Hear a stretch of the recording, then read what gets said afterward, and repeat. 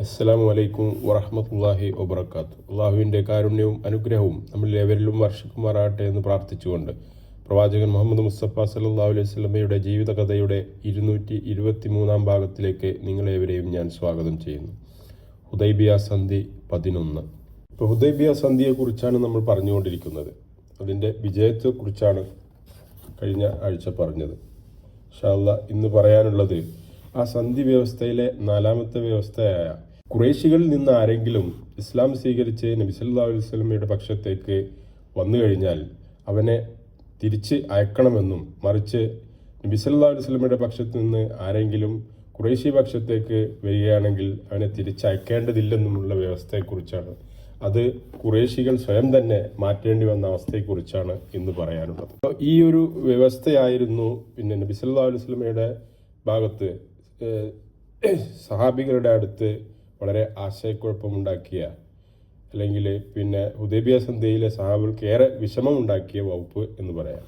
എന്നാൽ ഇതിനെക്കുറിച്ച് നബി സല്ലല്ലാഹു അലൈഹി വസല്ലമ പറഞ്ഞത്, ഇസ്ലാം ഉപേക്ഷിച്ച് ഖുറൈശികളിലേക്ക് അഭയം തേടി പോകുന്നവർ മുസ്ലിം സമൂഹത്തിലേക്ക് തിരിച്ചെടുക്കാൻ കൊള്ളാത്തവരാണ്. ഖുറൈശികളിൽ നിന്ന് ഇസ്ലാം സ്വീകരിച്ച് നബി സല്ലല്ലാഹു അലൈഹി വസല്ലമയുടെ അടുക്കൽ വരുന്ന ആഗ്രഹിക്കുന്നവരെ സംബന്ധിച്ചിടത്തോളം അള്ളാഹു അവർക്കൊരു വഴി തുറന്നു കൊടുക്കാതിരിക്കുകയില്ല എന്നാണ് നബി സല്ലല്ലാഹു അലൈഹി വസല്ലം അതിനെക്കുറിച്ച് പറഞ്ഞത്. പിന്നീട് നടന്ന സംഭവങ്ങൾ നബി സല്ലല്ലാഹു അലൈഹി വസല്ലം ഈ അഭിപ്രായങ്ങൾ ശരിവെക്കുന്നതായിരുന്നു എന്ന് നമുക്ക് കാണാൻ സാധിക്കും. ആ സംഭവത്തെക്കുറിച്ചാണ് ഇന്ന് പറയുന്നത്. അതായത് മക്കയിൽ നിന്നും അബൂ ബസീർ എന്നൊരാൾ ഇസ്ലാം സ്വീകരിച്ചിട്ട് മദീനയിലെത്തുകയാണ്. എന്നാൽ ഹുദൈബിയ സന്ധി പ്രകാരം അദ്ദേഹത്തെ തിരിച്ചയക്കണം. അപ്പോൾ അസ്ഹർ ബിൻ ഔഫും അക്നസ് ബിൻ ഷരീക്കും അബൂ ബസീറിനെ തിരിച്ചയക്കാൻ ആവശ്യപ്പെട്ടുകൊണ്ട് നബി സല്ലല്ലാഹു അലൈഹി വസല്ലമക്ക് കത്തെഴുതി. ആമിർ വംശത്തിലെ ഒരാൾ വശമാണ് ആ കത്ത് കൊടുത്തയക്കുന്നത്. അങ്ങനെ ആമിർ കുടുംബത്തിൻ്റെ ഒരു അടിമയും അയാളോടൊപ്പം ഉണ്ടായിരുന്നു. അങ്ങനെ നബി സല്ലല്ലാഹു അലൈഹി വസല്ലമ അബൂ ബസീറിനോട് പറഞ്ഞു, താങ്കൾക്കറിയാവുന്നതുപോലെ ഖുറൈശികളുമായി ഞങ്ങൾ ഒരു ഉടമ്പടിയിൽ ഏർപ്പെട്ടിരിക്കുകയാണ്. നമ്മുടെ മതമനുസരിച്ച് കരാർ ലംഘനവും വഞ്ചനയും നടത്തുന്നത് ശരിയല്ല. അതുകൊണ്ട് താങ്കൾക്കും താങ്കളോടൊപ്പമുള്ള മർദ്ദിത ജനങ്ങൾക്കും തീർച്ചയായും അള്ളാഹു വഴി തുറന്നു തരും. അതിനാൽ താങ്കൾ സ്വജനത്തിലേക്ക് തിരിച്ചു പോവുക എന്ന് പറയും. അപ്പോൾ അബൂ ബസീർ പറയാണ്, അള്ളാഹുവിൻ്റെ ദൂതരെ ഞാൻ സ്വീകരിച്ച മതത്തിൻ്റെ പേരിൽ മർദ്ദിക്കാൻ ബഹുദൈവാരാധകർക്ക് എന്നെ വിട്ടുകൊടുക്കുകയാണോ അങ്ങെന്ന് ചോദിക്കും. അപ്പോൾ നബി സല്ലല്ലാഹു അലൈഹി വസല്ലമ വീണ്ടും തൻ്റെ ആ വാക്കുകൾ തന്നെ നേരത്തെ പറഞ്ഞ അതേ കാര്യങ്ങൾ തന്നെ ആവർത്തിക്കുകയാണ്. അങ്ങനെ അബൂ ബസീർ റളിയല്ലാഹു അൻഹു ഖുറൈശികളുടെ ദൂതരോടൊപ്പം തിരിച്ചു പോവുകയാണ്. ആ വന്ന 2 ആളുകളെ കൂടെ തിരിച്ചു പറഞ്ഞയക്കുകയാണ്. അപ്പോൾ അവർ ദിൽ ഹുലൈഫയിൽ എത്തുകയാണ്. അപ്പോൾ അബൂ ബസീർ ആമിർ ഗോത്രക്കാരനോട് തൻ്റെ വാളൊന്ന് കാണിക്കാൻ വേണ്ടി ആവശ്യപ്പെടുകയാണ്. അപ്പോൾ അയാൾ വാളെടുക്കുമ്പോഴേക്കും അബൂ ബസീർ റളിയല്ലാഹു അൻഹു അയാളെ വധിക്കുകയും ചെയ്തു. അപ്പോൾ ഇത് കണ്ട കൂടെ ഉണ്ടായിരുന്ന അടിമ ഓടി രക്ഷപ്പെട്ട് മദീനയിലെത്താണ്. അപ്പോൾ അയാളുടെ മുഖത്ത് ഭയം പ്രകടമായിരുന്നു. നബി സല്ലല്ലാഹു അലൈഹി വസല്ലമ ചോദിച്ചു, എന്തു പറ്റി നിനക്ക്? അപ്പോൾ അയാൾ പറയാണ്, നിങ്ങളുടെ അനുയായി എൻ്റെ യജമാനനെ വധിച്ചു. അപ്പോൾ ഇതിനിടയിൽ അബൂ ബസീർ റളിയല്ലാഹു അൻഹു അവിടെ എത്തുകയാണ്. അപ്പോൾ നബി സല്ലല്ലാഹു അലൈഹി വസല്ലമയോട് പറഞ്ഞു, അള്ളാഹുവിൻ്റെ ദൂതരെ, അങ്ങയുടെ ബാധ്യത അങ്ങ് പൂർത്തീകരിച്ചു കഴിഞ്ഞു. കരാർ പ്രകാരം എന്നെ അങ്ങ് തിരിച്ചയച്ചിട്ടുണ്ടല്ലോ. എന്നാൽ ഖുറൈശികളുടെ മർദ്ദനം സഹിക്കാനോ സത്യമതം കൈവെടിയാനോ ഞാൻ ആഗ്രഹിക്കുന്നില്ല. സ്വയം പ്രതിരോധിക്കാൻ തീർച്ചയാക്കിയിരിക്കുകയാണ് ഞാൻ എന്ന് പറയും. എന്നാൽ നബി സല്ലല്ലാഹു അലൈഹി വസല്ലം അദ്ദേഹത്തിൻ്റെ പ്രവൃത്തിയിൽ തെറ്റൊന്നും പറഞ്ഞില്ല, മറിച്ച് തന്നോടൊപ്പം ഇനിയും ഒട്ടേറെ പേരുണ്ടാവട്ടെ എന്ന് ആശംസിക്കുകയാണ് ചെയ്തത്. എന്നാൽ അബൂ ബസീർ റളിയല്ലാഹു അൻഹു അവിടെ നിന്ന് ഈസ് എന്ന സ്ഥലത്തെത്താണ്. സിറിയയിലേക്കുള്ള ഖുറൈശികളുടെ കച്ചവട യാത്രാ മാർഗത്തിൽ സ്ഥിതി ചെയ്യുന്ന ഒരു തീരപ്രദേശമായിരുന്നു അത്. അപ്പോൾ ഈ മാർഗം പരസ്പരം തടസ്സപ്പെടുത്തരുതെന്ന് ഹുദൈബിയ കരാറിൽ ഉണ്ടായിരുന്നു. അബൂ ബസീർ അവിടെ എത്തി വിവരം മക്കയിലെ മുസ്ലിങ്ങൾ അറിയാൻ. അപ്പോൾ അതുപോലെ തന്നെ പ്രവാചകൻ സല്ലല്ലാഹു അലൈഹി വസല്ലമ അദ്ദേഹത്തിൻ്റെ പ്രവൃത്തിയെ അഭിനന്ദിച്ച വിവരവും അവരറിഞ്ഞു. അതോടെ 70ഓളം മുസ്ലിങ്ങൾ മക്കയിൽ നിന്ന് അങ്ങോട്ട് വരികയാണ്. അപ്പോൾ അവിടെ അവരൊരു ശക്തിയായിട്ട് മാറി. അവരവിടെ തമ്പടിച്ചുകൊണ്ട് ഒരു ശക്തിയായി മാറി. അങ്ങനെ അതിലൂടെ പോകുന്ന ഖുറൈശികളെ തടഞ്ഞ് കച്ചവട സംഘങ്ങളെ അവരാക്രമിക്കാൻ തുടങ്ങി. അതോടെ മുസ്ലിങ്ങളെ മക്കയിൽ തടഞ്ഞു നിർത്തുന്നതിൽ വാശി പിടിച്ചത് തങ്ങൾക്ക് തന്നെ വലിയൊരു വിനയായിരിക്കുകയാണ് എന്ന് ഖുറൈശികൾ ചിന്തിച്ചു തുടങ്ങി. സത്യസന്ധനായ വിശ്വാസിയെ തടഞ്ഞു നിർത്തുന്നത് അയാളെ വിട്ടയക്കുന്നതിനേക്കാൾ വിനാശകരമാണെന്ന് ഖുറൈശികൾക്ക് ബോധ്യപ്പെട്ടു.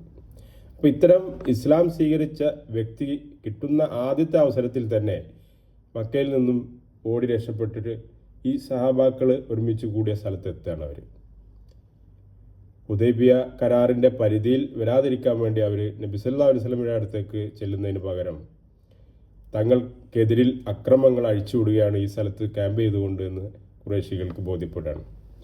അതാകട്ടെ തങ്ങൾക്ക് നഷ്ടമല്ലാതെ ഒരു ലാഭവും നൽകുന്നില്ല. അപ്പോൾ ആ കരാർ പ്രകാരം ഇവരെ തിരിച്ചയക്കരുത് എന്നുള്ള കരാർ പ്രകാരം ഈ മുസ്ലിങ്ങളെ നബി സല്ലല്ലാഹു അലൈഹി വസല്ലമയുടെ അടുത്തേക്ക് തിരിച്ചയക്കുകയാണെങ്കിൽ ഈ അക്രമം ഉണ്ടായിരുന്നില്ല.